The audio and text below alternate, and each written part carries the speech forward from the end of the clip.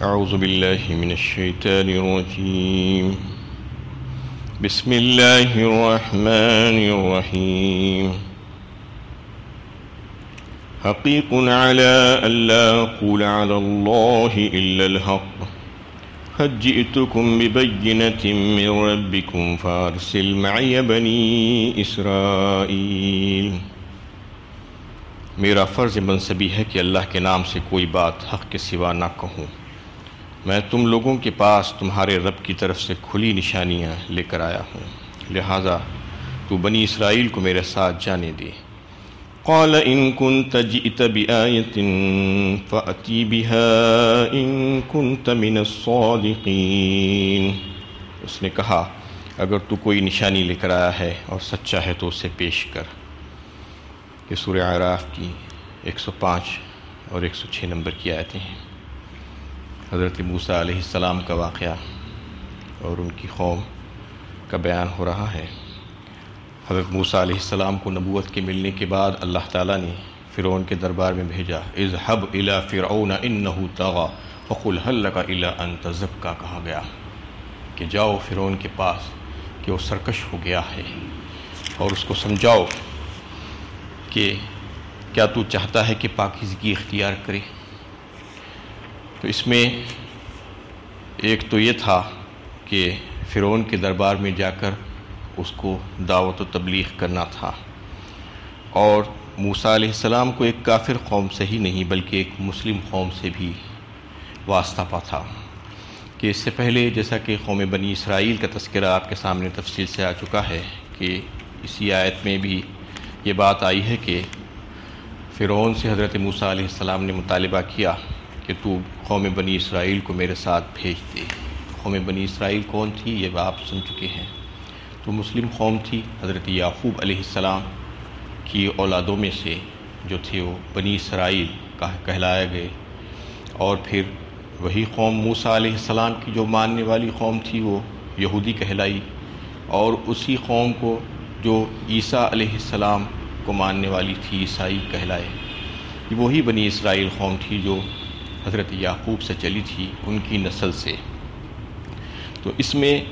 یہ بات واضح ہو گئی کہ ایک مسلم قوم سے ہی نہیں بلکہ ایک جو ہے انہیں دعوت و تبلیغ کا کام نہیں تھا ان کا، ایک کافر قوم سے نہیں بلکہ ایک مسلم قوم سے بھی ان کا واسطہ تھا بیک وقت. اس لیے کہ ایک خاص مہم پر روانہ کر دیا گیا تھا، اور یہ خیال کرنا صحیح نہیں ہے کہ اللہ تعالیٰ انبیاء علیہ السلام کو صرف دعوت و تبلیغ کا کام سونپتے ہیں بلکہ دیگر کام بھی اللہ تعالیٰ اپنے انبیاء کرام سے لیتے ہیں. جیسا کہ مثال کے طور پر ابراہیم علیہ السلام، حضرت ابراہیم علیہ السلام کے ہاتھوں اللہ تعالیٰ نے خانہ کعبہ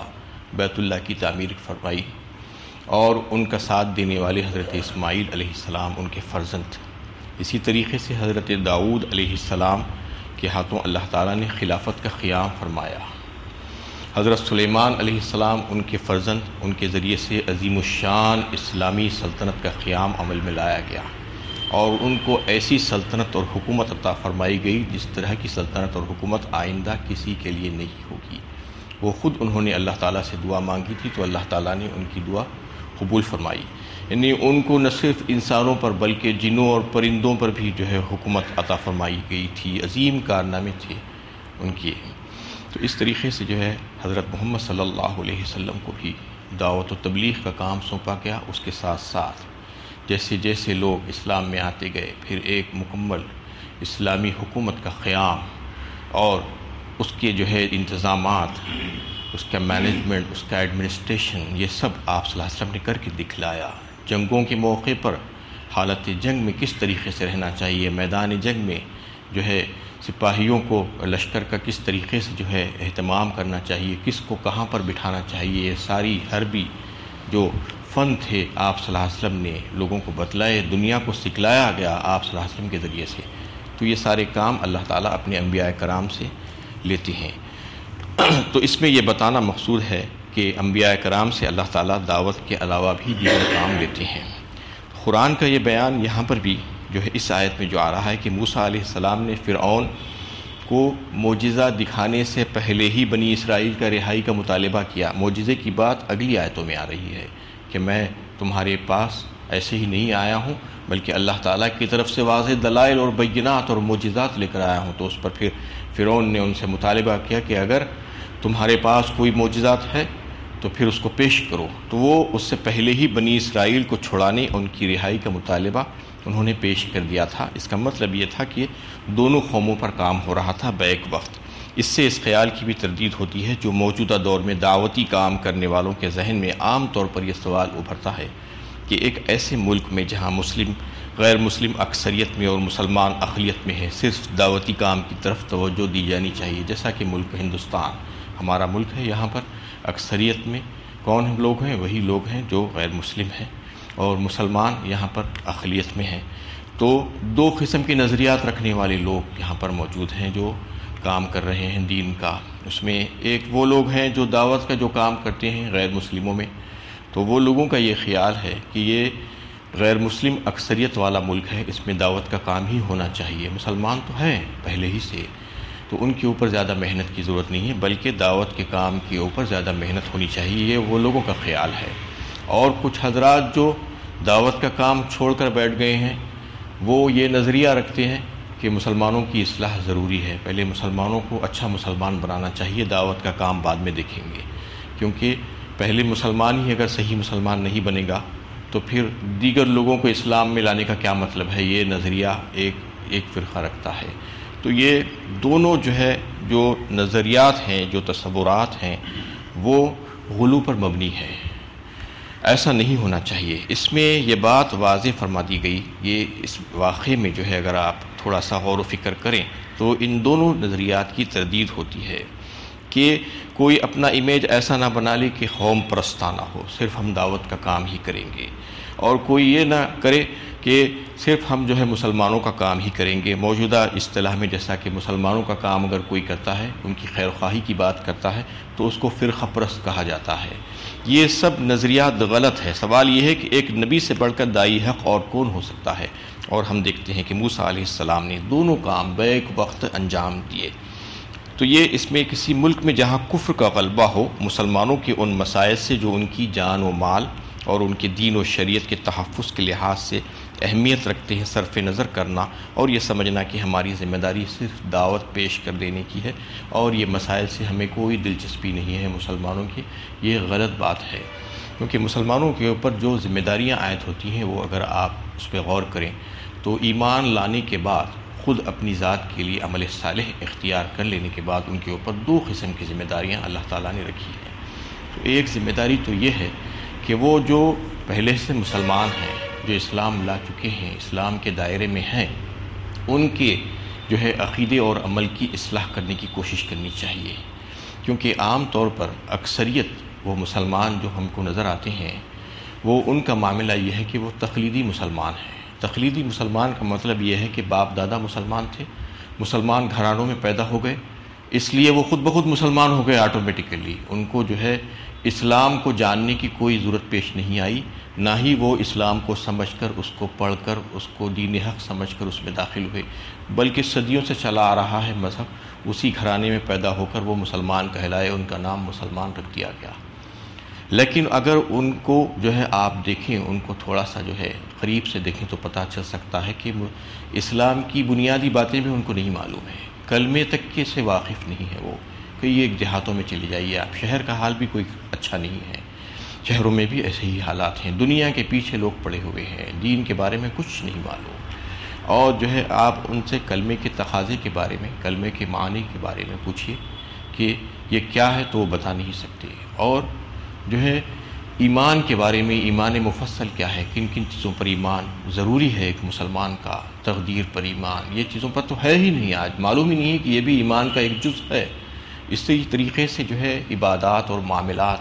کے بارے میں اگر ان سے پوچھیں تو کچھ بھی نہیں معلوم ان کو، بنیادی باتیں، نہ نماز پڑھنا معلوم، نہ نماز کی اذکار معلوم، نہ نماز میں جو اذکار پڑھے جا رہے ہیں اس کے معنی مطلب معلوم، چھوٹی چھوٹی صورتیں جو نماز میں عام طور پر مسلمان پڑھتے ہیں، وہ صورتوں کی معنی و مطلب بھی ان کو نہیں معلوم ہوتے ہیں۔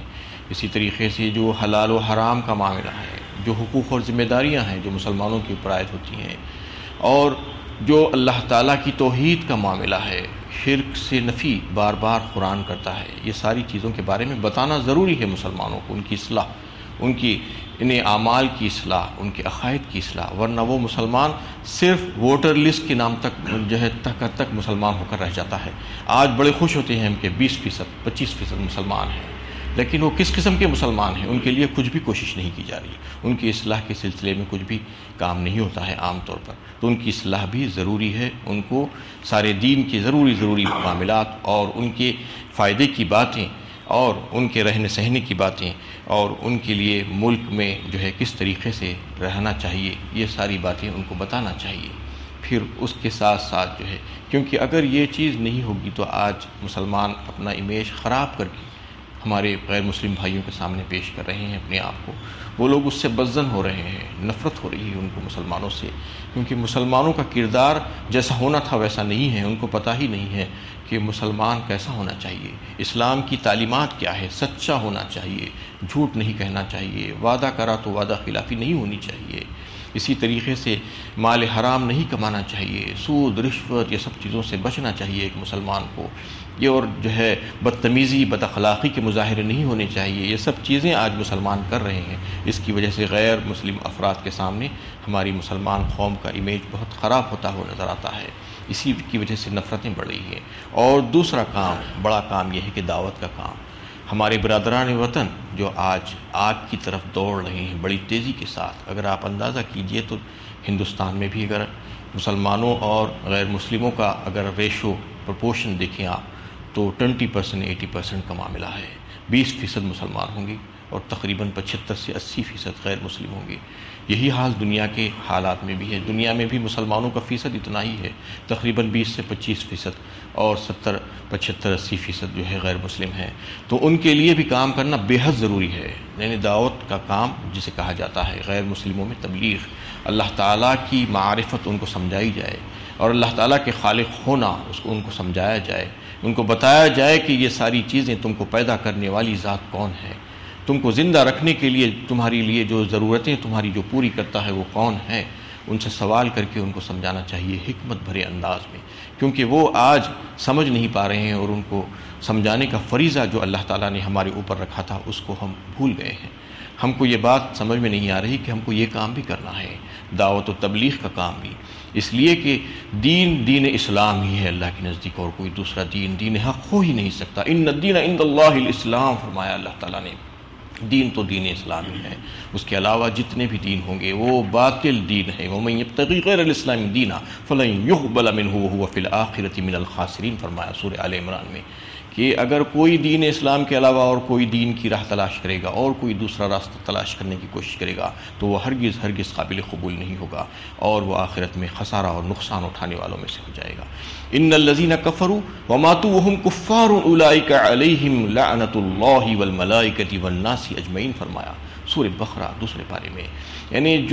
جن کی موت حالت کفر میں ہوگی تو پھر ان کے اوپر لعنت ہے اللہ تعالیٰ کی، فرشتوں کی، سارے انسانوں کی، اور ان کے عذاب میں کسی قسم کی کوئی تخفیف نہیں ہونے والی، ان کی کوئی معافی نہیں ہوگی۔ تو اس کا مطلب یہ ہے کہ وہ لوگ آگ کی طرف دوڑ رہے ہیں، ان کو پتہ نہیں ہے، ان کو سمجھانا ہے، ان کو بتانا ہے، ان کو محبت سے ان کو سمجھا کر یہ ہمارا فریضہ ہے، یہ فریضے کو بھی انجام دینا ہے۔ یہ دونوں کام ایسے ہیں کہ ان کو پیرللی لے کر چلنے کا ہے، ساتھ ساتھ لے کر چلنا ہے۔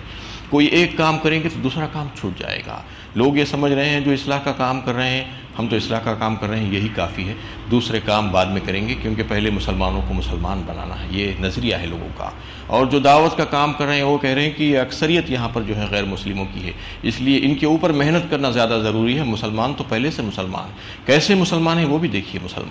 مسلمانوں کا معاملہ جو ہے آج کتنی غفلت کا معاملہ ہے۔ نمازوں کا معاملہ لے لیجیے کہ ان کو پتہ ہی نہیں ہے کہ یہ 5 نمازیں فرض کی گئی ہیں ان کے اوپر، یہ ذمہ داری ہے، جیسا کھانا پینا دیگر ضروریات انسان کی ہے صبح سے شام تک کی، ویسے ہی اللہ تعالیٰ نے اس عبادت کو فرض کیا ہے۔ اللہ تعالیٰ کے حضور حاضری دینا یہ ضروری ہے، یہ بات ان کو سمجھانا ہے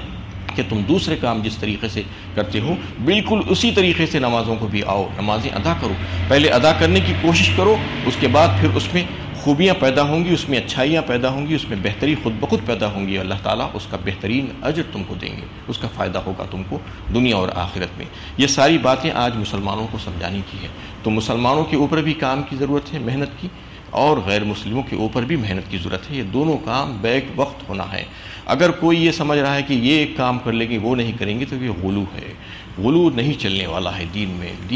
دین کے کام میں اللہ تعالیٰ نے جو ذمہ داریاں ہمارے اوپر ڈالی ہے وہ ذمہ داریوں کو ہم کو جو ہے کما حقہ نبھانے کی کوشش کرنا ہے۔ اس سلسلے میں ہمیں یہ دیکھنا ہے کہ ایک ہی انسان یا ایک ہی جماعت سارے کام نہیں کر سکتی، مختلف جماعتیں ہوں گی، مختلف جماعتیں جو ہے مختلف کاموں کو جو ہے بانٹ لے، اور جو کام اپنے انداز میں اچھے طریقے سے کر سکتا ہے اس کو کرنے دے، اور دوسری جماعتیں اس کے ساتھ تعاون کریں، نہ کہ اس کی ٹانگ کھینچے، نہ کہ اس سے اختلافات کرے، اور نہ کہ اس کے بارے میں جو ہے غلط باتیں کہتے پھرے، بلکہ اس کے ساتھ تعاون کرے اور اپنا کام اپن انجام دے، اور دوسری جماعتیں جو دوسرے کام کر رہی ہیں، کوئی دعوت کا کام کر رہا ہے، کوئی اصلاح کا کام کر رہا ہے، کوئی قوم کی تعلیم کا کام کر رہا ہے، کوئی دوسرا کام کر رہا ہے، اس قسم کے کام مختلف جماعتیں مختلف لے لیں اور ہر ایک دوسرے کے ساتھ تعاون کرے،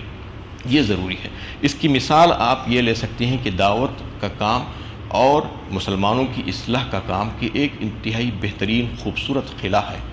خلا سے جو ہے تعبیر کیا گیا ہے اسلام کو، اسلام ایک بہترین خلا ہے، اور اس کے اندر کے انتظامات اگر آپ انٹرنل ارینجمنٹس جو ہے